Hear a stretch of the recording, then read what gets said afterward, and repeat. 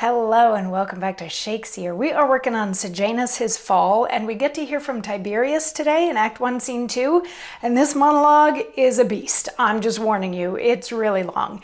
But at the beginning of this scene, we had Sejanus talking to Eudemus and trying to get Eudemus to spill some secrets, but then he manages to sort of coerce Eudemus into sort of wooing Livia, but that's secretly because he wants Livia to divulge Drusus' secrets to him.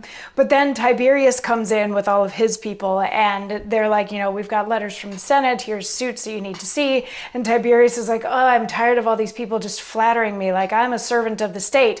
And we have the peanut gallery over there commenting on this, and Aruntius is like, somebody should tell him that he really should behave the way that he says that he is behaving. He shouldn't, somebody needs to set him straight. Somebody needs to get up in his face and set him straight. But the other members of the peanut gallery are like, whoa, hold your horses, just stay calm for a minute. And Aruntius is like, all right, I'll wait. I'll just keep listening for another minute.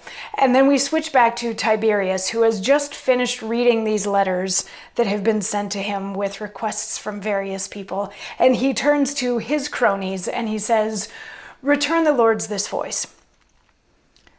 We are their creature, and it is fit a good and honest prince, whom they, out of their bounty, have instructed with so dilate and absolute a power, should owe the office of it to their service, and good of all and every citizen. Nor shall it e'er repent us to have wished the Senate just and favoring lords unto us, since their free loves do yield no less defense to a prince's state than his own innocence. Say then, there can be nothing in their thought shall want to please us that hath pleased them.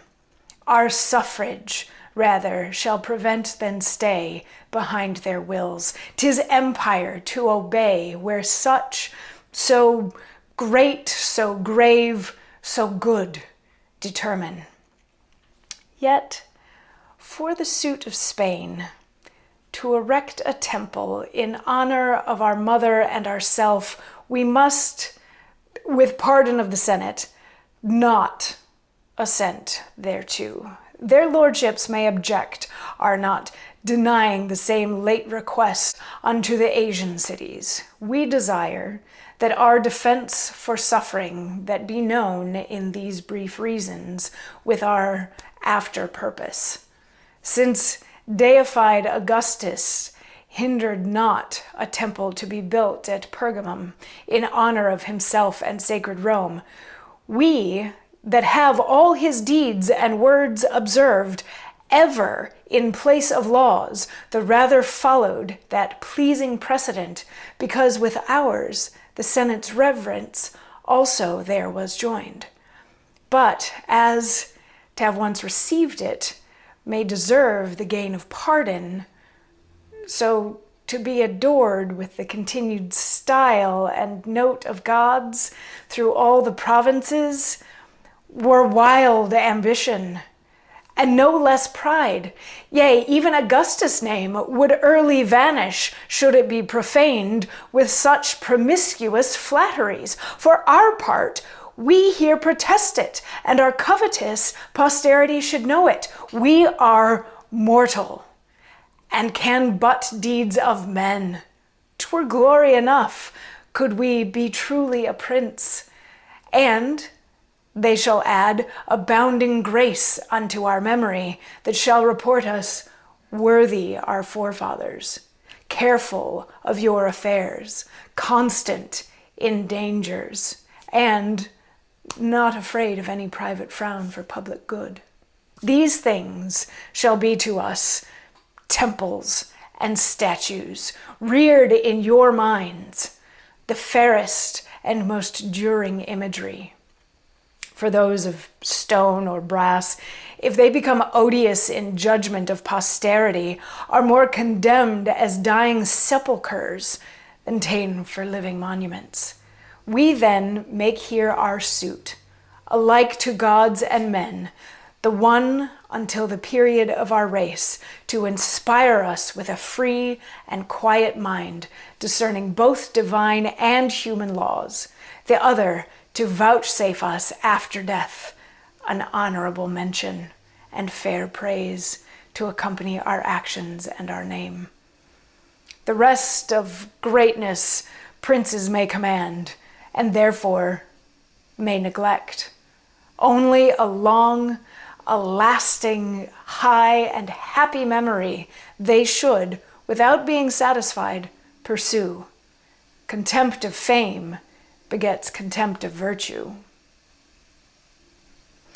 So this is a very, very long thanks, no thanks, don't build a statue in my name that comes from him. And it's a very long way of saying exactly that. So he starts off with the niceties, and he's like, first of all, thank the citizens for writing the things to me. Please let them know that I am their servant. You know, this is a role of servitude to the people, and there's nothing that makes me happier than giving them what they want. But these people in Spain that want to erect a temple to honor my mother and I, like, not so much. Like, one was already erected in the Asian cities, and like, okay, fine, whatever, please don't get mad at them.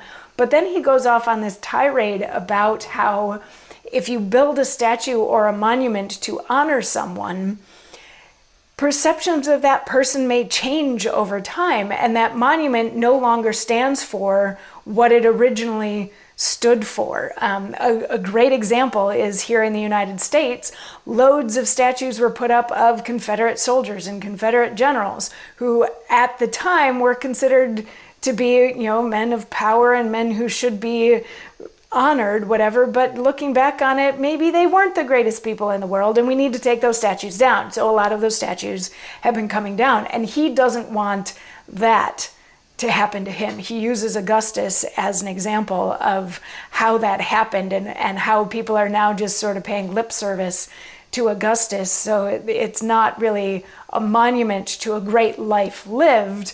It's kind of a tomb where his reputation died. So he's like, all I should really want as a prince, and all anybody should really want in any sort of leadership position, is for their constituency to think well of them. So that's what I'm after, is I want people to respect me while I'm alive, and then also respect me after death. That's all I should really be going for. You know, if I'm just looking after fame, then I'm going to forget to be a virtuous person. Or maybe he's not that personal about it. He's like, people who only seek fame forget about virtue along the way. So the peanut gallery sitting over here, well, his Tiberius cronies are like, oh, well said, oh, snaps all around, you're so brilliant, you're so wonderful, you know, you give me shivers. The peanut gallery over here, including Aruntius, are like, are you serious? I can't listen to this garbage anymore. And they're like, no, Aruntius, like, stick around just a little bit more. And he's like, okay, fine, sure, I'll stick around and see what other sort of garbage comes out of this man's mouth. And we're going to get to hear some more of that in tomorrow's monologue. So I'll see you then. Mwah.